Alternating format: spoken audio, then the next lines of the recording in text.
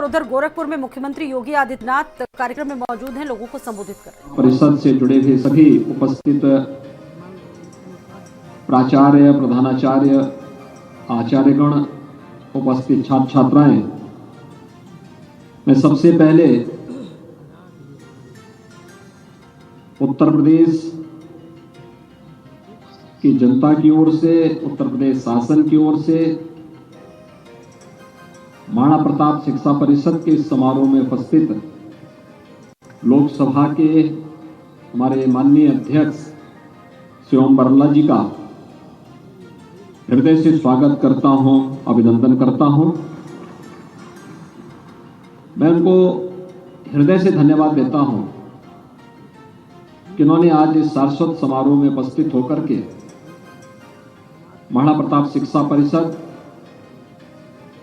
के छात्र छात्राओं को प्रत्यक्ष रूप से और उत्तर प्रदेश की युवा पीढ़ी को एक प्रकार का अपना व्यवहारिक और अमूल्य संदेश दिया है। हम सब जानते हैं कि भारतीय मनीषा ने ज्ञान की परंपरा को केवल पुस्तकीय ज्ञान तक सीमित नहीं रखा है। जीवन की व्यवहारिकता ही वास्तविक ज्ञान है और जीवन की इस व्यवहारिकता के मूर्त स्वरूप हैं लोकसभा के हमारे स्पीकर आदरणीय श्री ओम बिरला जी। एक लंबे समय से सार्वजनिक जीवन में कार्य करते हुए एक कार्यकर्ता के रूप में, एक समाज सेवी के रूप में, एक विधायक के रूप में, एक सांसद के रूप में और आज लोकसभा भारत के जनमानस के प्रतिनिधित्व का प्रतीक 135 करोड़ की आबादी जहां अपना प्रतिनिधि चुनकर के भेजती है, देश के उस महत्वपूर्ण सदन के माननीय स्पीकर के रूप में आज आपका मार्गदर्शन देश को, दुनिया को लोकतांत्रिक मूल्यों के प्रति, जीवन मूल्यों के प्रति एक नया दृष्टि देता है। आज आप यहां पर आए हैं, मैं आपका हृदय से स्वागत करता हूं, अभिनंदन करता हूं। हम सब जानते हैं महाराणा प्रताप शिक्षा परिषद की स्थापना 1932 में ब्रह्मलीन महंत दिग्विजयनाथ जी महाराज ने की थी। यह वह समय था जब देश स्वतंत्र था। आजादी से 15 वर्ष पूर्व यह देश किन स्थितियों में रहा होगा। स्वाभाविक रूप से इस समय गोरखपुर आने के लिए साधन भी नहीं रहे होंगे और जो मेरी जानकारी है कि उस समय गोरखपुर का राजधानी लखनऊ के साथ जो जुड़ाव था वह एक पेंटून ब्रिज से था, पक्का पुल भी नहीं था। और उस समय यहां पर उन्होंने एक बीज रोपित किया था शिक्षा के केंद्र के रूप में, जो आज महाराणा प्रताप इंटर कॉलेज और इन सभी संस्थाओं की मातृ संस्था के रूप में जो महाराणा प्रताप शिक्षा परिषद है। आजादी के 15 वर्ष पहले और आज यह हमारा सौभाग्य है कि देश आजादी का अमृत महोत्सव मना रहा है। हमने आजादी की लड़ाई को नहीं देखी। इस मंच पर बहुत कम लोग होंगे जिन्होंने आजादी की लड़ाई में प्रत्यक्ष रूप से उस लड़ाई को देखा होगा। उस समय सोचने समझने की एक भावना उनके अंदर रही होगी। हमारे शिक्षा परिषद के अध्यक्ष प्रोफेसर यूपी सिंह जी जैसे कुछ ही ऐसे लोग रहे होंगे जिन्होंने आजादी के आंदोलन को नजदीक से देखा होगा। शेष हम में से ज्यादातर लोग उस लड़ाई के बारे में सुनते हैं, उस आंदोलन के बारे में सुनते हैं, जानकारी लेते हैं, जब ये देश आजाद हुआ होगा, उस समय आम जन की भागीदारी क्या थी, कितनी थी, कुछ नहीं कहा जा सकता। लेकिन ये हम सबका सौभाग्य है कि आजादी के अमृत महोत्सव के वर्ष में जब देश अपनी आजादी का अमृत महोत्सव मना रहा है, तो मुख्य महोत्सव के साथ हर भारतवासी जुड़ा और हर घर तिरंगा उसका एक उदाहरण है। यह देश कृतज्ञता ज्ञापित करता है अपने प्रधानमंत्री मोदी जी का, जिन्होंने हर भारतवासी को अपने मुख्य महोत्सव के साथ जोड़ करके आजादी के अमृत महोत्सव को एक नई ऊंचाइयां दी, लोगों को अपनी राष्ट्रीयता के साथ जोड़ने के लिए एक मंच दिया।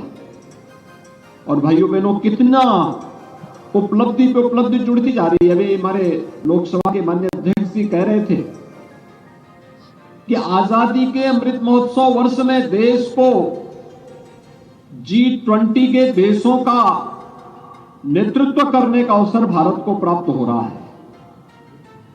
पहली बार है आजादी के बाद। आजादी के पहले कोई कल्पना भी नहीं कर सकता था। ये G20 दुनिया के वे 20 बड़े देश हैं जिनमें दुनिया की कुल आबादी की 60% आबादी निवास करती है, जिनमें दुनिया का 75% ट्रेड पर जिनका अधिकार है,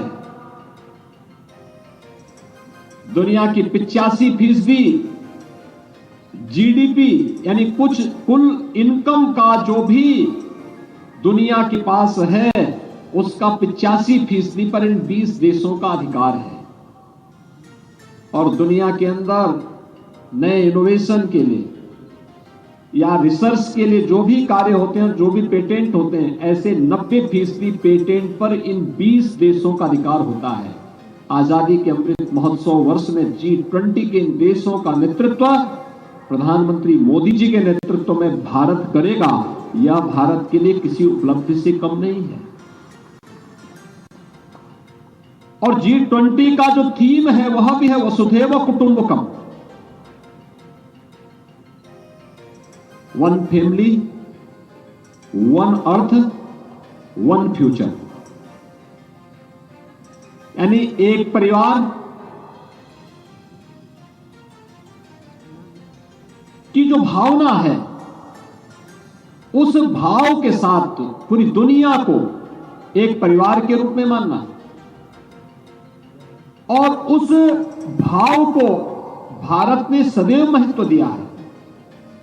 कभी भी भारत ने किसी को पराया नहीं माना। दुनिया के अंदर कौन ऐसी जाति, कौन ऐसा मत और मजहब है जिसको उसकी विपत्ति के समय भारत ने शरण न दी हो, उसका संरक्षण न दिया हो। मुझे अभी कुछ दिन पहले गुजरात के अंदर जाने का अवसर प्राप्त हुआ था।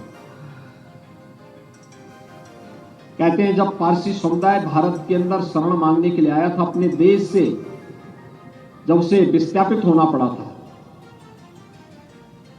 तो सबसे पहले उसने भारत के अंदर जामनगर में ही शरण ली थी। वहां के राजा के पास ये कहते हैं कि उनका जो बेड़ा जहाज काया था ईरान से भाग करके, उन्होंने राजा के पास एक संदेश भिजवाया। समुद्र के तट पर अपना जहाज खड़ा करके और उनके पास एक संदेश भिजवाया। संदेश इस बात का भेजा था कि हमें अपने राज्य में शरण दे दो। राजा भी जानते थे कि हम किसी बाहरी को शरण देंगे, इसकी एक समय के बाद क्या प्रतिक्रिया हो सकती है। तो कहते हैं कि राजा ने शरण मांगने वाले जो पारसी समुदाय के उनके धर्मगुरु आए थे, उनको उन लोगों के उसको लेकर के भेजा था उन्होंने। तो यहां से उन्होंने संदेश भेजा, एक दूध के गिलास को पूरा भर करके भेजा और भेज करके वापस उनके पास कहा कि एक संदेश था। प्रत्यक्ष रूप से उन्होंने बोला नहीं, लेकिन एक संदेश था कि हमारे राज्य में कोई ऐसी स्थिति नहीं है कि हम किसी बाहरी को शरण दे सकें। जब ये संदेश पारसी समुदाय के धर्मगुरु के पास पहुंचा, उनके नेतृत्व के पास पहुंचा, तो उन्होंने उसमें मीठा चीनी घोल करके उसको वापस फिर भेजा राजा के पास। संदेश साफ था, उनका संदेश साफ था कि हम भारत के अंदर वैसे ही रहेंगे जैसे दूध में चीनी मिलकर के रहती है।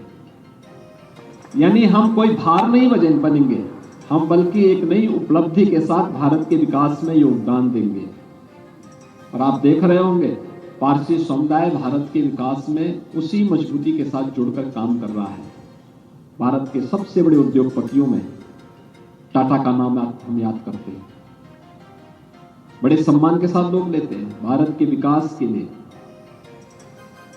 उन्होंने जिस रूप में अपना योगदान दिया वो हम सबके सामने है। कौन ऐसी जाति, मत और मजहब है दुनिया के अंदर जिसको उसकी विपत्ति के समय भारत ने अपने यहां शरण न दी हो।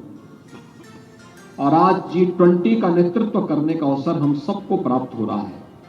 हम सबको देखना चाहिए कौन से ऐसे विषय हैं।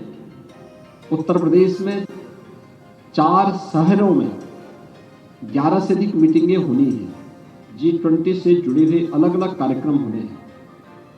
लेकिन इसमें उत्तर प्रदेश की, पूरे उत्तर प्रदेश की सहभागिता उस रूप में होनी है। उसको लेकर के हमें अभी से अपनी प्रयास और अपनी एक्सरसाइज को आगे बढ़ाना होगा। किन विषयों को लेकर के हो रहा है? हमारे महाविद्यालय, हमारे विश्वविद्यालय, उसको लेकर के अपनी तैयारी स्थानीय स्तर पर कर सकते हैं। उसको लेकर के अभी से हम अपने को तैयार करेंगे। और कौन से ऐसे विषय होने चाहिए जो G20 के इस सम्मेलन के माध्यम से हम आगे बढ़ा सकते हैं, ये हमारे शिक्षण प्रशिक्षण संस्थानों को अभी से तय करने होंगे। भाइयों बहनों, दूसरा, जिस ब्रिटेन ने हम पर 200 वर्षों तक शासन किया, उस ब्रिटेन को पछाड़ करके भारत दुनिया की 5वीं बड़ी अर्थव्यवस्था भी बना है। यह भी भारत के लिए कोई कम उपलब्धि की बात नहीं है। और उस ब्रिटेन को पछाड़ करके 5वीं अर्थव्यवस्था बनने के साथ ही आज दुनिया की भारत की अर्थव्यवस्था दुनिया के अंदर सबसे तेज गति से उभरने वाली अर्थव्यवस्था में से है। लोकतांत्रिक मूल्यों और आदर्शों के साथ जीने की स्थिति, और उसमें अपनी अर्थव्यवस्था को कोरोना कालखंड में भी जिस मजबूती के साथ भारत लेके गया वो किसी उपलब्धि से कम नहीं। ये पहली बार हुआ है। मैं बार बार इस बात को कहता हूं, कोरोना महामारी के आने के 9वें महीने भारत को प्रधानमंत्री मोदी जी ने वैक्सीन दे दिया था, और एक नहीं 2 स्वदेशी वैक्सीन दिया। इंसेफ्लाइटिस से यहां पर मौतें होती थी। इंसेफ्लाइटिस से पूर्वी उत्तर प्रदेश में हर वर्ष हजारों मौतें होती थी। जापान में इंसेफ्लाइटिस का टीका, इसका वैक्सीन 1905 में बन गया था, और भारत में उस वैक्सीन को आने में 100 वर्ष लगे। 2006 में गोरखपुर में और पूर्वी उत्तर प्रदेश में इंसेफ्लाइटिस के वैक्सीन लगे थे 2006 में। यानी जापान में 1905 में बन गया था, लेकिन गोरखपुर पहुंचते पहुंचते उस टीके को 100 से ज्यादा साल लगे हैं। लेकिन भाइयों बहनों, कोरोना जैसी महामारी में हर नागरिक के जीवन को बचाने के लिए प्रधानमंत्री मोदी जी ने 9वें महीने दुनिया के अंदर जो सबसे तेजी के साथ टीकाकरण के लिए कार्य हुआ था, उसमें भारत के अंदर भी भारत ने एक साथ 2 टीके दिए, और भारत की 135 करोड़ की आबादी को 135 करोड़ की आबादी को निःशुल्क वैक्सीन का एक नहीं 2 डोज तो निःशुल्क दिए ही, प्रिकॉशन डोज भी सब लोगों को फ्री में उपलब्ध करवाने की कार्रवाई की। एक नया भारत है, आज दुनिया के लिए कौतूहल और आश्चर्य का विषय बना हुआ है। जितना भारत अपने यहां गरीबों को आवाज देता है, उतने में एक नया ऑस्ट्रेलिया बस जाता है। आप देखते होंगे भारत के अंदर 3 करोड़ से ज्यादा लोगों को एक एक आवास मिला है। ये 3 करोड़ की आबादी को एक एक आवास उपलब्ध होना, ऑस्ट्रेलिया की कुल आबादी ही 3.25 करोड़ की है। यानी वहां के हर परिवार, एक परिवार में 5 लोग होंगे, लेकिन हमारा कहना है कि हर व्यक्ति को एक एक आवास भी मिल जाए तो भी ऑस्ट्रेलिया से ज्यादा आवास हम लोगों ने भारत के हर नागरिक को भारत के अंदर उपलब्ध कराए हैं। भारत ने अपने यहां 80 करोड़ लोगों को अमेरिका और यूरोपियन यूनियन की कुल जितनी आबादी है, उस कुल आबादी के हिसाब से जितनी कुल आबादी है दुनिया के उन सभी प्रतिष्ठित और बड़े देशों की, विकसित देशों की, उतने लोगों को पूरे कोरोना कालखंड में भारत ने फ्री में राशन की सुविधा उपलब्ध करवाई है। 80 करोड़ लोगों को। यह कोई उपलब्धि से कम नहीं है। भारत जैसा देश कोरोना जैसी महामारी के सामने जिस मजबूती के साथ कार्य करता रहा, दृढ़ इच्छा शक्ति, यशस्वी नेतृत्व, चुनौतियों के बीच से रास्ता निकालने, हर विपरीत परिस्थिति में कार्य करने का एक जज्बा, और उसी में देश के हर नागरिक को बिना भेदभाव के योजनाओं का लाभ देना, जो भारत की परंपरा रही है उसके अनुरूप ये सारे कार्य हुए। अलग अलग तबके के लिए अलग अलग प्रकार की व्यवस्थाएं। जब दुनिया कोरोना में पस्त थी, लोगों की समझ में नहीं आ रहा था क्या हो रहा है, तब भारत कहीं वैक्सीन का निर्माण कर रहा था, कहीं वेलफेयर की किसी स्कीम को आगे बढ़ा रहा था, कहीं पर पीएम स्वनिधि योजना के माध्यम से स्ट्रीट वेंडर के वेलफेयर के लिए कोई नई स्कीम को आगे लॉन्च कर रहा था, कहीं पर राष्ट्रीय शिक्षा नीति के माध्यम से अपने युवाओं के उज्जवल भविष्य के लिए अपनी एक नई कार्य योजना को प्रस्तुत कर रहा था। बैठा नहीं रहा। ऐसा नहीं कि हम केवल कोरोना तक ही, प्रबंधन तक ही सीमित थे। कोरोना प्रबंधन एक पक्ष था, उस पर फोकस था, लेकिन इसके साथ ही अन्य क्षेत्र अछूते नहीं थे, सब पे कार्य हो रहा। कोरोना कालखंड में ही ओलंपिक हुआ, और अब तक ओलंपिक में सबसे बड़ी प्रतिभाग यानी जो टीमें गई थी, सबसे अधिक खिलाड़ियों ने प्रतिभाग भारत से किया, और सबसे अधिक मेडल भी भारत ने पहली बार ओलंपिक में जीते और पैरालंपिक में भी जीते। ये तो कोरोना कालखंड के अंदर ही हुआ था। ये नया उभरता हुआ भारत है, और इसमें स्वस्थ प्रतिस्पर्धा के लिए हर व्यक्ति के लिए, हर प्रदेश के लिए भी जगह है। उस जगह में हमें भी अपने को देखना होगा, हम कहां पर हैं। हर एक के लिए अवसर है, उस अवसर को के साथ अपने आप को जोड़ने के तरीके को हमें सीखना होगा। हमारी संस्थाओं को जोड़ना होगा। माननीय अध्यक्ष लोकसभा ने भी यहां पर जो बात कही, भारत लोकतंत्र की जननी भी है, मदर ऑफ डेमोक्रेसी। गोरखपुर विश्वविद्यालय और गोरखपुर के शिक्षण संस्थानों के लिए एक नया शोध का विषय हो सकता है कि गोरखपुर में चोरी चौरा के पास आप जाएंगे, एक गांव का नाम ही राजधानी है। और राजधानी आज से 2000 वर्ष पुराना उसका इतिहास है, 2 से 2500 वर्ष पहले। और जो मुझे जानकारी है, गोरखपुर विश्वविद्यालय ने वहां एक बार शोध करवाया था, 6 से 8000 वर्ष पहले धान की खेती उस क्षेत्र में होती थी। आखिर डेमोक्रेसी के बीज कहीं ना कहीं यहां रोपे गए होंगे। वैशाली का नाम आप सुनते हैं। राजधानी के साथ उस अध्ययन को आगे बढ़ाने की आवश्यकता है। क्यों नहीं हमारे इतिहासविद और पुरातत्वविद इस दिशा में कार्य करके इस कार्यक्रम को आगे बढ़ाते हैं।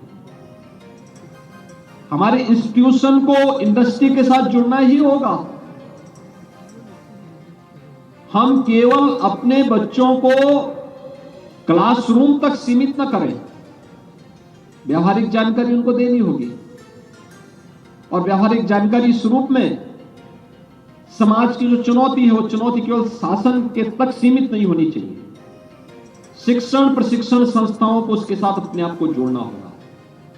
एक दुखद सच्चाई ये भी है कि हमारी संस्थाएं उससे अपने आप को एकदम निरपेक्ष कर देती है। परिणाम क्या होता है? कोरोना जैसी महामारी को हम नियंत्रित कर लेते हैं। कोरोना 2.5 वर्ष में 23,600 मौतें यूपी के अंदर होती हैं, लेकिन सड़क एक्सीडेंट में 1 वर्ष में इतनी मौतें हो जाती है। आखिर सड़क एक्सीडेंट से होने वाली मौत का कारण क्या है? ओवर स्पीडिंग, हेलमेट न पहनना, गलत रोड इंजीनियरिंग, वो बेल्ट न लगाना, सीट, कार की सीट, आगे की सीट में या पीछे की सीट जहां भी बैठते हैं वहां बेल्ट नहीं लगाते लोग, अपनी शान के विरुद्ध समझते हैं। परिणाम क्या होता है? अगर एक्सीडेंट होता है, बाइक वाला चलता है बिना हेलमेट के चलता है, हेड इंजरी होती है, समय पे उपचार नहीं मिलता, उसकी मृत्यु होती है। आखिर ये क्या स्कूली पाठ्यक्रम में और पाठ्यक्रम में न भी हो, क्या हम अपनी मॉर्निंग असेंबली के समय बच्चों को या उन स्कूली बच्चों को इसके बारे में अपने कॉलेजेस में जो हमारे कार्यक्रम होते हैं उसमें बता पाएंगे कि हमें सड़क के नियमों का पालन करना चाहिए, निर्धारित स्पीड पर ही अपनी गाड़ी को रखना चाहिए, बाइक पे चलने तो हेलमेट पहन करके ही चलना चाहिए? क्या हमारे इंजीनियरिंग कॉलेजेज या फिर टेक्निकल इंस्टीट्यूशंस गलत रोड इंजीनियरिंग के कारण होने वाली दुर्घटनाओं के बारे में संबंधित विभाग के साथ बैठ करके किसी एक अध्ययन को आगे बढ़ा सकते हैं? हमें कोई संस्थान खड़ा करना होता है, वहां पर हम लोगों को वहां के सामाजिक अध्ययन की जानकारी लेनी होती है। इसके लिए हम लोग बाहर से संस्थाओं को बुलाते हैं। हमारे विश्वविद्यालय, हमारे महाविद्यालय क्यों नहीं इस अध्ययन के साथ जुड़ते हैं? क्यों हर कार्य के लिए आप शासन पर निर्भर रहना चाहते हैं? स्वयं भी उसके साथ जुड़ करके उस कार्यक्रम को आगे क्यों नहीं बढ़ा सकते? एकदम कर सकते हैं, उसके लिए तैयार होना होगा। हमारी लाइब्रेरी इतनी रिच क्यों नहीं कि दुनिया का सारा ज्ञान उस लाइब्रेरी में हो और हमारा छात्र, हमारी छात्राएं उस ज्ञान के साथ अपने आप को जोड़ करके दुनिया में बेहतर से जो सबसे अच्छा हो सकता है वह करने के लिए अपने आप को तैयार कर सके। और इन्हीं सब भावों को लेकर के पूज्य महंत दिग्विजयनाथ जी महाराज ने 1932 में गोरखपुर में, जब आवागमन के साधन नहीं थे, जब सुविधाएं इस रूप में नहीं थी, संसाधन नहीं थे, तब महाराणा प्रताप शिक्षा परिषद की स्थापना भी की। तब महिलाओं के महाविद्यालय की स्थापना भी की। तब तकनीकी शिक्षा के लिए पॉलिटेक्निक की स्थापना भी की। आयुष के लिए आयुर्वेद कॉलेज की स्थापना भी की। शिक्षा को संस्कृति से जोड़ने के लिए संस्कृत महाविद्यालय की स्थापना भी की और उच्च शिक्षा का एक अत्याधुनिक केंद्र बनना चाहिए। इस दिशा से जब आवश्यकता पड़ी तो अपने 2 महाविद्यालय गोरखपुर विश्वविद्यालय की स्थापना के लिए उत्तर प्रदेश शासन को देकर के गोरखपुर विश्वविद्यालय की आधारशिला भी उसके माध्यम से उन्होंने रख करके ये देखा कि जब भी आवश्यकता पड़ेगी, इस संपत्ति का मोह नहीं, लोभ नहीं, अगर समाज हित में ये देना पड़ेगा तो समाज का ही है। तो त्वदीय मस्तु गोविंदा तुभ्यमेव समर्पये के भाव के साथ इसको दान करने में भी और इसको समर्पित करने में भी कोई संकोच नहीं होना चाहिए। और वह जो भाव था, आज गोरखपुर विश्वविद्यालय एक अच्छी यात्रा पे आगे बढ़ा है। गोरखपुर 4 विश्वविद्यालय यहां पर हैं, इंजीनियरिंग कॉलेजेस हैं, एम्स और मेडिकल कॉलेज है, डेंटल कॉलेज भी है, अन्य प्रतिष्ठित संस्थाएं यहां संचालित हो रही हैं। इन सभी संस्थाओं की जिम्मेदारी बनती है न केवल गोरखपुर बल्कि पूर्वी उत्तर प्रदेश की उन विभिन्न पक्षों को लेकर के जो पक्ष उनके हैं उन पक्षों को लेकर के हम कार्य करें, उस दिशा में आगे बढ़े, नए प्रयास करें, नए अध्ययन में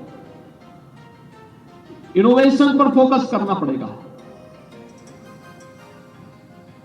रिसर्च एंड डेवलपमेंट पर हमें ध्यान देना पड़ेगा।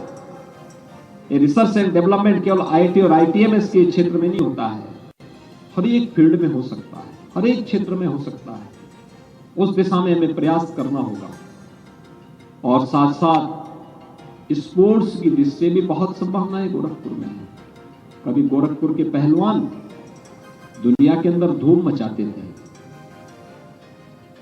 अब हम लोगों को इस दिशा में प्रयास करना होगा। गोरखपुर की कबड्डी की टीम बहुत अच्छी मानी जाती थी, हमारी संस्थाएं इससे निरपेक्ष क्यों हो गई?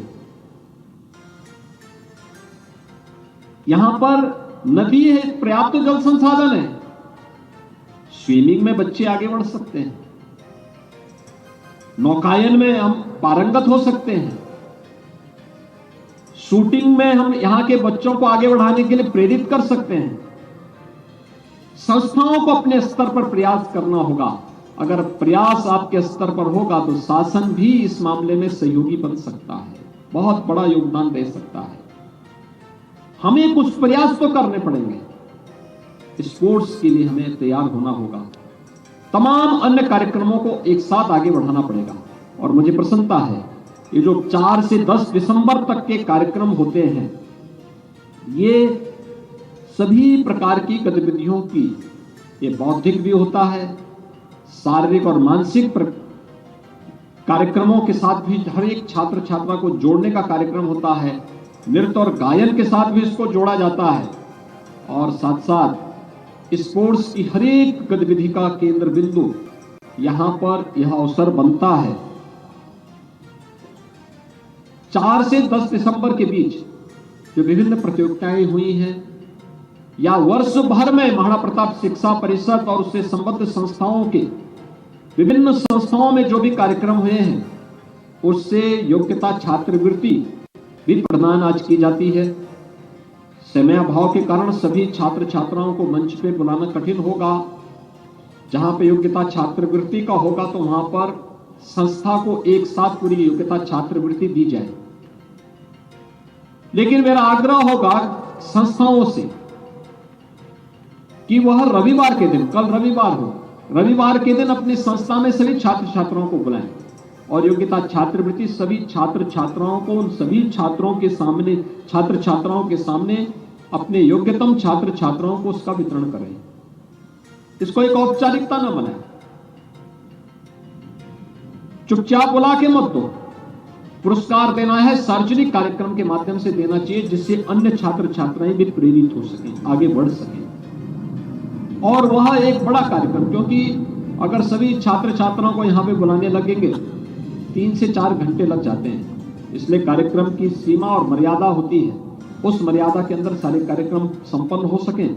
लेकिन सभी छात्र संस्थाएं अपने बच्चों को, अपने स्कूली बच्चों को, अपने कॉलेजेस के सभी छात्र छात्राओं को अपने कॉलेज कैंपस में एक साथ इसी प्रकार का समारोह करते हुए योग्यता छात्रवृत्ति और अन्य प्रकार की जो भी छात्रवृत्तियां दी जाती हैं, उन सब का वितरण अगर सार्वजनिक रूप से करेंगे तो स्वाभाविक रूप से अन्य छात्रों के अंदर भी उस प्रकार के भाव जागृत होंगे, उनको भी एक नई प्रेरणा प्राप्त होगी। यह एक अवसर होता है हमारे लिए अपने आप को साबित करने और अपने लोगों को बताने का। हमारे सामने एक अवसर भी होता है अपने संस्थापकों के प्रति कृतज्ञता ज्ञापित करने का, और साथ साथ वर्तमान और भविष्य की रूपरेखा को तैयार करने का। महाराणा प्रताप शिक्षा परिषद अगले 10 वर्ष के अंदर अपने शताब्दी महोत्सव का आयोजन करेगा। शताब्दी महोत्सव किस रूप में होना चाहिए और कैसा होना चाहिए, इसकी रूपरेखा, इसकी कार्य योजना अभी से तैयार करना। जो पूर्व राष्ट्रपति आदरणीय श्री रामनाथ कोविंद जी ने कहा था, क्या हम इस दिशा में प्रयास कर सकते हैं? सिटी ऑफ नॉलेज के रूप में गोरखपुर को स्थापित करना। भारत के अंदर इस संभावना है, भारत अतीत में सब कर चुका है, नेतृत्व दे चुका है दुनिया को। तो आखिर भारत की कोई सिटी को तो उस नॉलेज सिटी के रूप में अपने आप को स्थापित करना ही होगा। और आज के परिप्रेक्ष्य में अगर हम इस पर कार्य करना प्रारंभ करेंगे तो बहुत कुछ अर्जित किया जा सकता है। मैं आज के इस अवसर पर उन सभी छात्र छात्राओं को जिन्होंने महाराणा प्रताप शिक्षा परिषद के विभिन्न कार्यक्रमों में प्रतिभाग किया है, उन सबको हृदय से उनका मैं अभिनंदन करता हूं। जिन्होंने अपनी अपनी प्रतियोगिता में अच्छा स्थान प्राप्त किया है, उन सबको मैं बधाई देता हूं और विश्वास व्यक्त करता हूं कि बाकी हमारे अन्य छात्र छात्राएं भी हिम्मत मत हारें। याद रखना, बहुत बार पराजय भी जीवन में सफलता का एक नया मार्ग दिखाता है। बहुत बार ये होता है। मैंने आपके सामने कहा था ना, 4 तारीख के कार्यक्रम में पूर्व वायुसेना अध्यक्ष आए थे। वो फाइटर पायलट से उन्होंने अपनी सर्विस प्रारंभ की थी और भारत के परमाणु ऊर्जा के जनक देश के पूर्व राष्ट्रपति डॉक्टर एपीजे अब्दुल कलाम जी ने अपने कैरियर की शुरुआत फाइटर पायलट से करने के लिए उन्होंने उस समय प्रयास किया था, लेकिन उन्हें सफलता प्राप्त नहीं हुई। यानी उदाहरण आपके सामने है कि बहुत बार विफलता व्यक्ति के लिए, भावी जीवन के लिए सफलता की एक नई मंजिल लेकर के प्रस्तुत होता है। विपरीत परिस्थितियों में हिम्मत न खोना, चुनौतियों से जूझने के लिए सदैव अपने आप को तैयार करना। अगर चुनौती है तो मान करके चलिए कि आपको एक नया अवसर दे रहा है, उससे घबराने की आवश्यकता नहीं। और तीसरा, इस बात को मानना कि सफलता मिली है तो इसको मेंटेन करना एक बड़ी जिम्मेदारी आपके ऊपर है। विफलता मिली है तो एक नया अवसर आपको दे रहा है, आप इस नए अवसर का लाभ लेकर के सफलता की एक नई कहानी लिख सकते हैं। और उन सभी छात्र छात्राओं से उन सब के प्रति मेरी शुभकामनाएं हैं। वे नई सफलता की कहानी के लिए अपने आप को तैयार करेंगे। जिस भी क्षेत्र में उन्होंने प्रयास किया था उसमें उन्हें अवश्य सफलता प्राप्त होगी। मैं एक बार फिर से यहाँ पर महाराणा प्रताप शिक्षा परिषद के इस मुख्य समारोह में माननीय लोकसभा अध्यक्ष जी आज आए हैं, उनका अन्य समागत अतिथियों का हृदय से स्वागत करता हूं और आप सबके प्रति अपनी शुभकामनाएं देता हूं। धन्यवाद। जय हिंद। देखें।